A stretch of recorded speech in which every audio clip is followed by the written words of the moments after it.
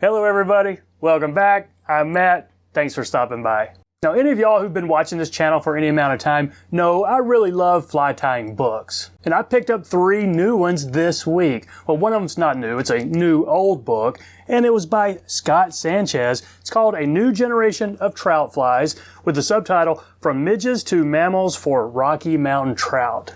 Now, I first learned about this book when I was researching Scott Sanchez a couple of weeks ago when we tied his Ultra Zug. So I came across this book and I looked it up, I found a used copy, and I've got one now, so I'm going to be tying out of it today. Now, I might do a review of this book sometime soon, but real quick, just to talk a little bit about it, it's not divided like a typical fly tying book where you might have a section on nymphs and dries and streamers. This one's broken down in types of bugs. You got mayflies, caddisflies, nymphs. He does have some streamers and terrestrials a little bit later, but within each section, say the caddisflies, he might have some dry flies and some nymphs in that section. And the one I'm going to be tying today came from the stonefly section, and it's called the light stone biot bug. Now, he came up with the biot bugs in 1987. He's got a couple of different versions. He's got a dark stone, a light stone, a pheasant tail one.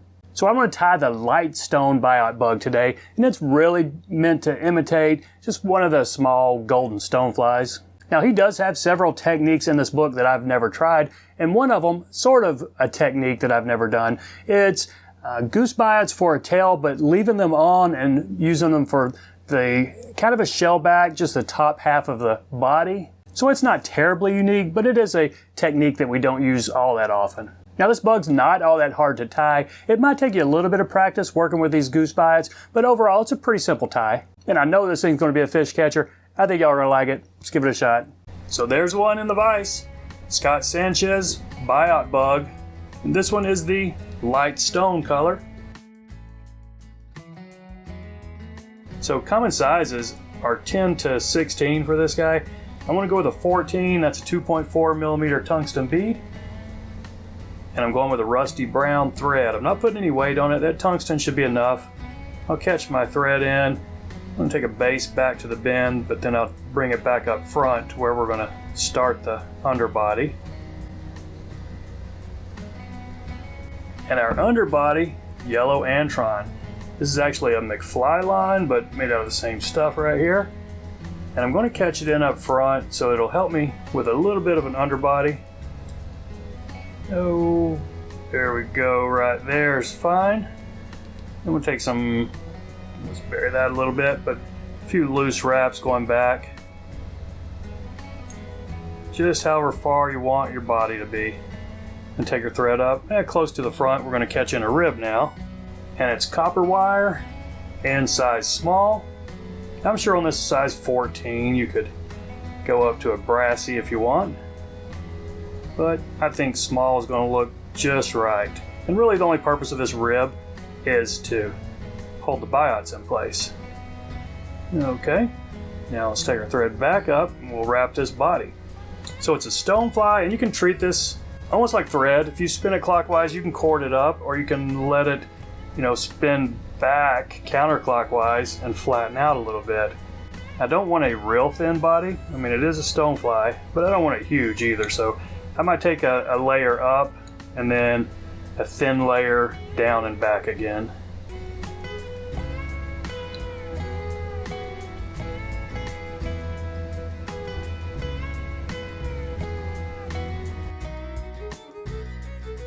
Okay, that didn't get too fat on me. I'm fine with this. Let's catch this Antron off and snip the excess.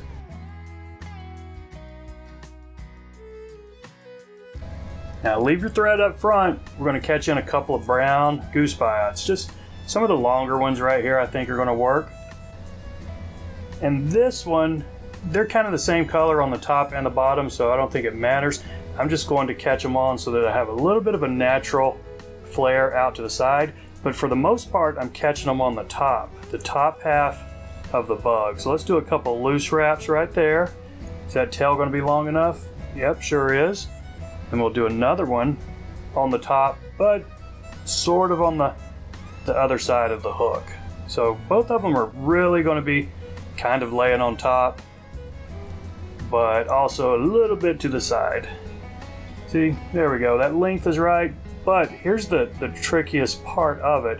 We got to kind of pinch these down while we wrap this rib. We're going to secure them with the rib. So in the end, we want them on top, but we want the tips of the tail to flare out just a little bit.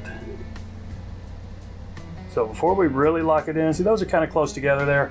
I'm going to take my bodkin before I get too far up right here and just try and separate these a little bit.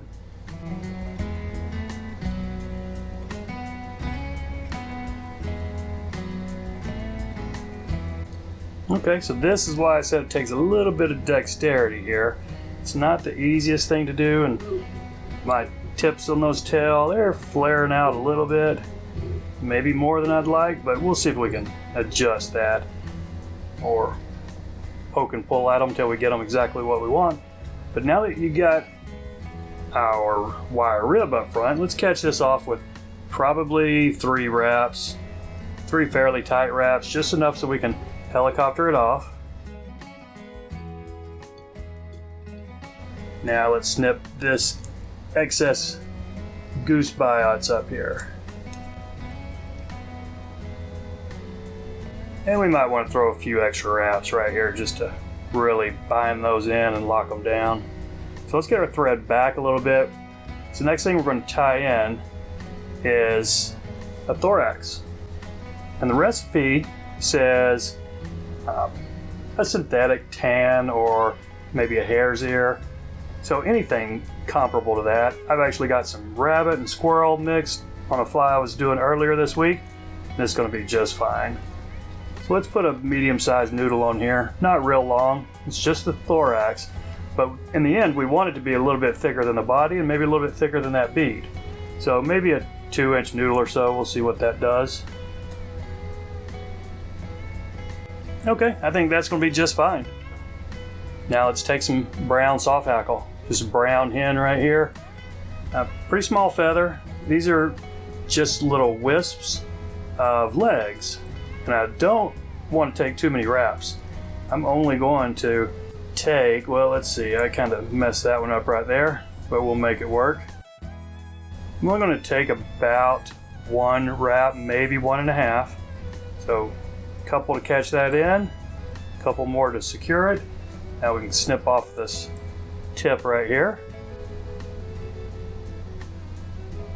And grab your hackle pliers, or not, and try to get a couple of wraps. Not a couple, maybe 1.5 right here. Okay, that's 1 full wrap. That's probably enough, but you know what? I'm gonna take it around. Almost another full wrap right here.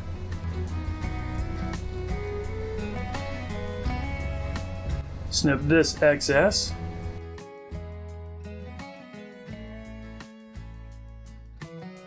Now let's just kind of preen these back. Make sure your collar, I think it looks best if the collar is going all the way around. And as many wraps right here as you need to fill in this little gap between the hackle and your bead. I think that's going to be fine right there. I've got room for a whip finish. I'm going to do about a 4 turn here, and then we'll see if we have any cleanup. I've got 1 fiber right there going forward. Just snipping. Okay, so maybe put a little drop of head cement just right there on the top of that bead. Let it wick into those first few thread wraps, and I think you'll be good to go. So that's it. Scott Sanchez's Biot bug. Pretty fun tie, and I know this thing's going to be effective. So I appreciate you watching, everybody. Y'all take care, and we'll see you next time.